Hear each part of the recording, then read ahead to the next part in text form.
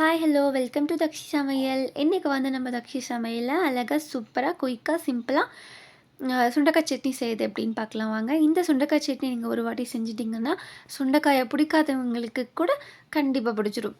அதுக்கு நான் ஒரு கைப்பிடி அளவுக்கு வந்து சுண்டைக்காயை வந்து நல்லா வாஷ் பண்ணிவிட்டு எடுத்திருக்கேன். இப்போ இதை வந்து இந்த மாதிரி உரல் இருக்குது இல்லைங்களா, இந்த உரலில் லைட்டாக தட்டி எடுத்துக்கலாம். பாருங்கள், இந்த மாதிரி உரலில் போட்டுட்டு நம்ம லைட்டாக தட்டி தட்டி எடுத்துக்கலாம். உரல் இல்லாதவங்களும் தட்டி தான் ஆகணும். எப்படியாச்சும் ஒன்று தட்டி எடுத்துக்கோங்க. இந்த மாதிரி இப்படியே தட்டி எடுத்துட்டு அதுக்கப்புறமா ஒரு பாண்லியில் 1 டேபிள் ஸ்பூன் அளவுக்கு நல்லெண்ணெய் யூஸ் பண்ணிக்கோங்க. சூப்பராக இருக்கும். நல்லெண்ணெய் ஊற்றி அந்த நல்லெண்ணெயில் நம்ம இடித்து வச்ச அந்த சுண்டைக்காய் இருந்துச்சு இல்லைங்களா, அது வந்து லைட்டாக ஃப்ரை பண்ணணும். ரொம்ப கரிஞ்சிடக்கூடாது. பாருங்கள், இந்த மாதிரி லைட்டாக ஃப்ரை பண்ணிவிட்டு அது ஒரு பிளேட்டில் மாற்றி வச்சுக்கலாம். இந்த மாதிரி லைட்டாக ஃப்ரை ஆனாலே போதும். ரொம்ப நேரம் நம்ம வதக்கணும்னு அவசியம் இல்லை. அது லைட்டாக அந்த ஸ்கின் எல்லாம் அந்த மாதிரி சேஞ்ச் ஆனாலே போதும். இப்போ அடுத்ததாக திரும்பியும் பேன் வச்சு அதில் வந்து 2 டேபிள் ஸ்பூன் அளவுக்கு நல்லெண்ணெய் ஊற்றிக்கிறேன். எண்ணெய் நல்லா சுடனதுக்கு அப்புறமா சீரகம் 1 ஸ்பூனும் கடலப்பருப்பு 1 ஸ்பூனும் ஆட் பண்ணிக்கிறேன். அது கூட அதுக்கப்புறமா உளுத்தம்பருப்பு, கடலப்பருப்பு, உளுத்தம்பருப்பு, சீரகம் இதெல்லாம் ஆட் பண்ணிவிட்டு ஒரு 4 காஞ்ச மிளகாய் இதில் சேர்த்துக்கிறேன். அதுக்கப்புறமா ஒரு கைப்பிடி அளவுக்கு தோல் நீக்காமல் இருக்கிற பூண்டு, முழுசாக உரிக்காமல் இருக்கிற பூண்டு ஆட் பண்ணிவிட்டு ஒரு 10-15 சின்ன வெங்காயம் ஆட் பண்ணிக்கலாம். இதை ஆட் பண்ணிட்டு லைட்டாக நம்ம ஃப்ரை பண்ணிக்கலாம். லைட்டாக வறுத்ததுக்கப்புறமா ஒரு துண்டு புளி சேர்த்துக்கலாம்.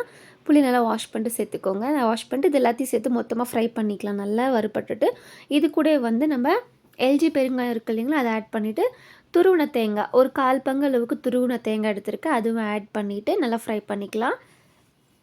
அப்புறம் இது கூட வந்து நம்ம ஆல்ரெடி வறுத்து வச்சுருந்த சுண்டைக்காய் இருந்துச்சு இல்லைங்களா, அந்த சுண்டைக்காவை அது கூட ஆட் பண்ணிவிட்டு அது கூட ஒரு கப் அளவுக்கு, அதாவது ஒரு கைப்பிடி அளவுக்கு கொஞ்சமாக கருவேப்பிலை, கொத்தமல்லி இதெல்லாம் ஆட் பண்ணிவிட்டு கொஞ்சோண்டு உப்பு சேர்த்து நல்லா வதக்கி எடுத்துக்கலாம்.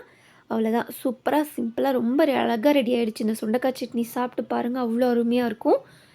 அவ்வளோதான். இப்போ இதை மிக்ஸி ஜாரில் மாற்றிட்டு லைட்டாக கொஞ்சம் கொஞ்சமாக தண்ணி ஊற்றிட்டு அரைச்சிக்கலாம். ரொம்ப தண்ணி ஊற்றிடாதீங்க, ரொம்ப தண்ணி மாதிரி ஆகிடும். லைட்டாக கொஞ்சமாக தண்ணி ஊற்றி அரைச்சிட்டு வந்துடுங்க. பாருங்கள், இந்த மாதிரி. இப்போ அரைச்சிட்டு வந்ததுக்கப்புறமா நம்ம அதை தாளிச்சிடலாம். இப்போ தாளிப்புக்காக 1 டேபிள் ஸ்பூன் அளவுக்கு நான் நல்லெண்ணெய் ஊற்றிக்கிறேன். அது நல்லா எண்ணெய் காஞ்சதுக்கப்புறமா கடுகு நல்லா பொரிஞ்சதுக்கப்புறமா கருவேப்பிலை போட்டுட்டு ஸ்டவ் ஆஃப் பண்ணிவிட்டு அழகாக அந்த சுண்டைக்காய் சட்னியில் ஊற்றிட்டுன்னு வச்சுக்கோங்க. சுட சுட சாப்பிட்றதுக்கு அவ்வளோ சூப்பராக டேஸ்ட்டாக இருக்கும். நீங்கள் வந்து இது இட்லி, தோசை, களி, சாதம் எல்லாத்துக்கூடயும் சாப்பிட்லாம். செம்ம காம்பினேஷன். சுண்டைக்காய் பிடிக்காதவங்களுக்கு கூட பிடிக்கும், குழந்தைங்க கூட சாப்பிடுவாங்க. மிஸ் பண்ணாமல் பண்ணுங்கள்.